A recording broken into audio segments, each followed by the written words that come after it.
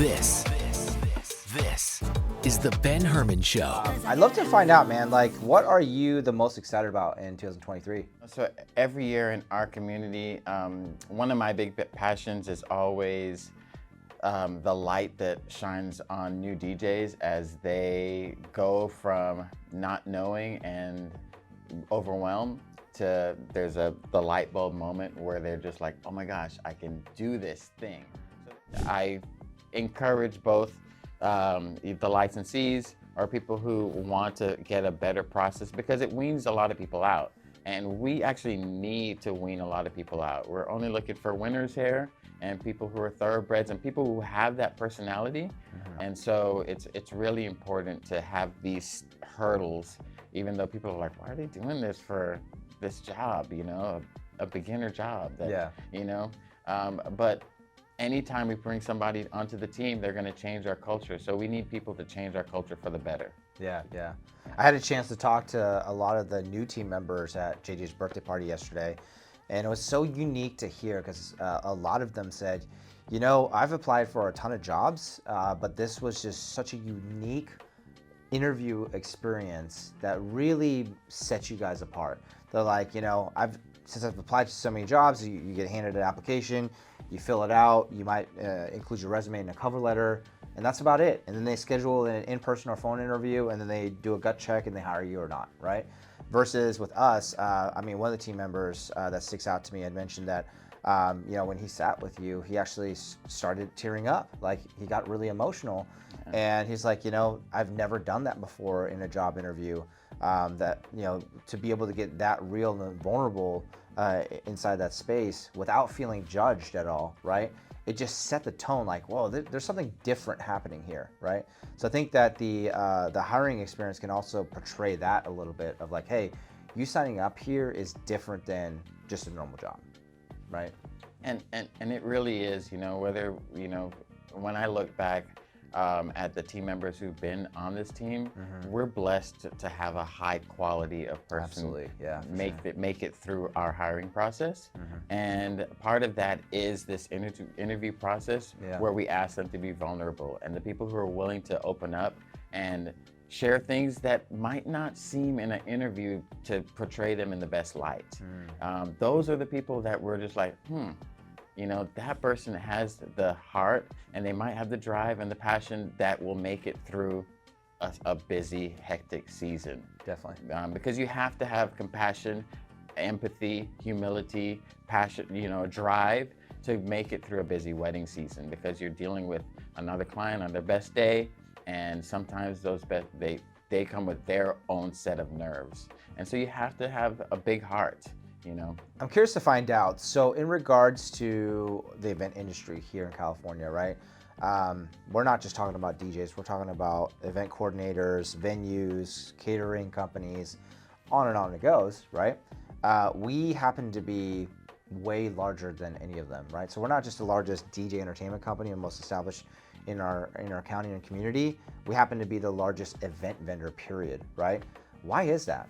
Why do you feel like, what gives us that competitive advantage, or how are we different when we're able to, I mean, yeah, I told some of the team members yesterday when I was talking with them, like, you know, it's a fourth, like, you know, I would go around to these wedding mixers or professionals mixers and ask, what's your dream number? Like, if you had a magic wand, how many events would you want to have performed and booked, right?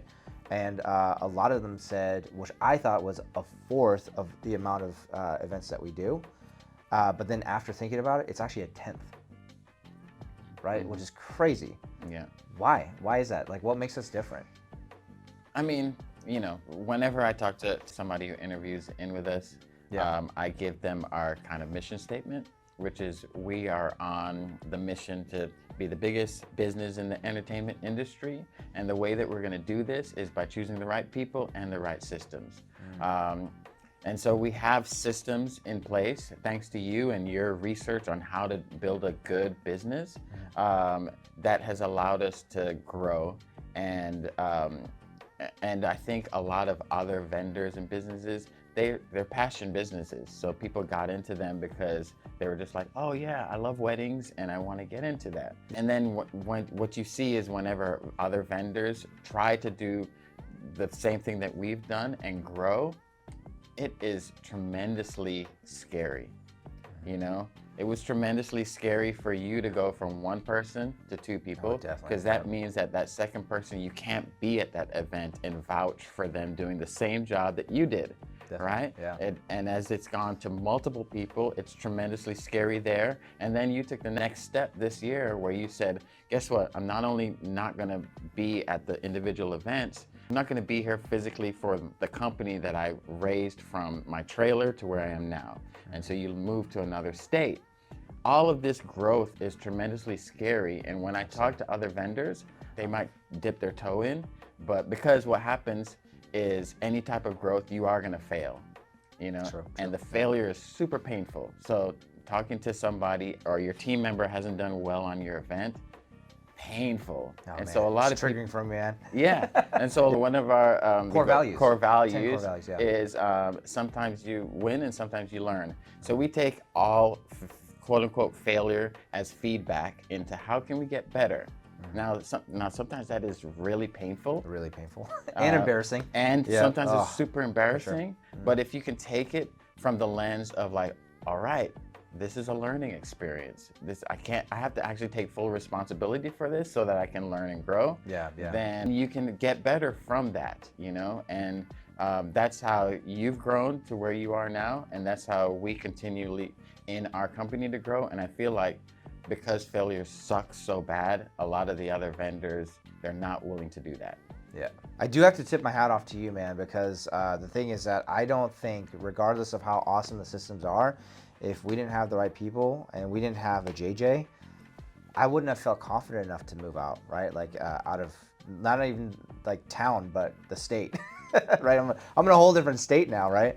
And so it's also that like finding the right people really is important, right? Yeah, systems are great, but like if the wrong people mess up by not running the systems, then it's still gonna run to a demise of the company, right? Or it could definitely set back the company for sure. And so I think it also comes down to like empowering the right people that have shown and proven themselves, like, because you can't just hand the keys, right, and go, oh, you know, you pray and you're like, you wish and you go, okay, I hope you take care of it, and then you're surprised that like the company went out of business, right? Like you have to give trust slowly, right? And I think that's what happened with us, is that like this wasn't just like a overnight decision. This was like years in the making of us working together and going, okay, cool. Like I feel like we both, and it's a two-way street too. It's not just about you building trust with me, it's me building trust with you as well, right? And so I would definitely say, you know, to the person that's listening right now, that's considering, you know, building their company up, to want to delegate and expand beyond themselves, where they're not just, you know, building a job, but they're building a real business, right? To find the right people, and that comes down to, again, the hiring process. It can't just be let me read over your resume and do a gut check interview, but like actually have an intentional process in place. And then second, once they're hired, that like there's a relationship built. It's not just a transactional thing of like, okay, cool, you did your job, here's your paycheck, and that's it. There's like just an even exchange. It's more like, no, how do we serve one another? And one thing I always love how you say it so good, man, is that aligning of purposes. You know, elaborate on that. Like that's another thing I think is our secret sauce, right? Yeah, so one of the things we do within the company are dream sessions, you know, where you get the opportunity to sit down with you and work on some big dream, you know. My first big dream was something about getting out of debt. And then I realized that wasn't big enough, you know, that's a small potatoes dream. You know, it's only self-serving me and maybe my family. And I have some bigger dreams that it's scary to even dream those, you know? And then I looked at the company that I was aligned with already, and I said, wait a second, this dude here is going for some really big dreams. Why don't I make my dream align with him? You know, why don't I take my dream, which has to do with music, has to do with touching people's hearts, and has to do with changing people for the better.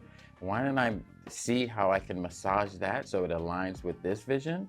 And once I did that, then it allowed, then it changed my mindset in this company of not just being a work a employer-employee relationship, Yeah. but I have my own authenticity within the job. So it makes it where my drive is not about accurate as this company over there, but accurate as my vehicle to live these dreams or to make these things come to fruition. Yeah. And so, and then the other part of it is, you know, on your side and on my side, we've had to become really real with each other. So by being real, it means that sometimes we say things to each other that might not feel or sound comfortable, Yeah, you for know. sure. Yeah. But by having that on the table, by being super real, it allows us to get through all the fluff and get to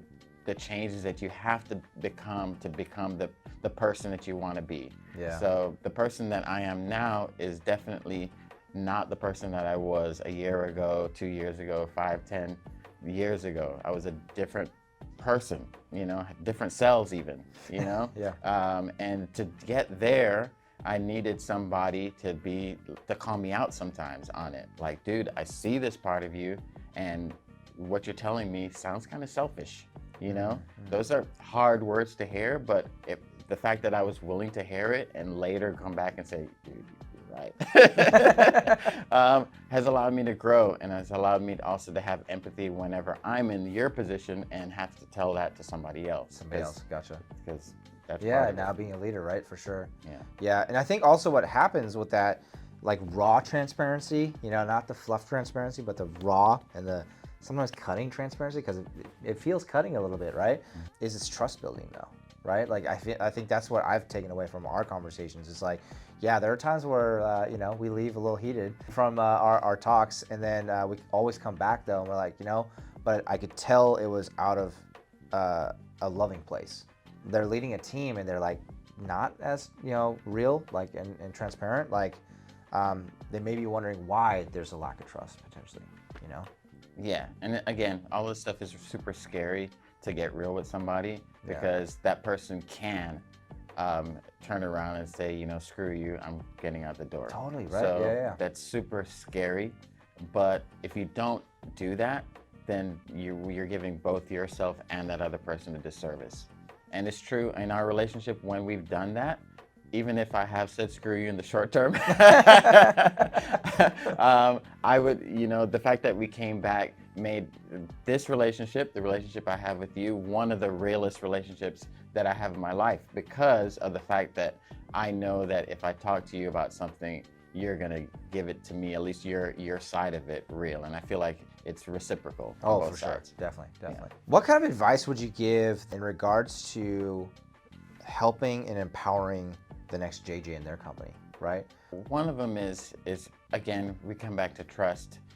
Some of it times is you have to give that other person tasks that you might even know is bigger than that person, and step away and allow them to fail even at the task, because then you're going to see, by giving them these tasks and stepping away and not coming back and say, well, let me fix it, because there's a huge part of your body because you already know how to do it, and you already know that you could do it in your sleep because you're the one who built the system. Yeah. You know, but if you don't allow that person to have the win themselves, or even have the failure themselves and learn from it, then you're not going to find that person who's willing to go the extra step, who's willing to call your company their company. Yeah. Because they're gonna just go, well, this person doesn't really trust me, you know? And they'll look for another opportunity eventually, especially the winners, you know? They want to be seen as winners, and a winner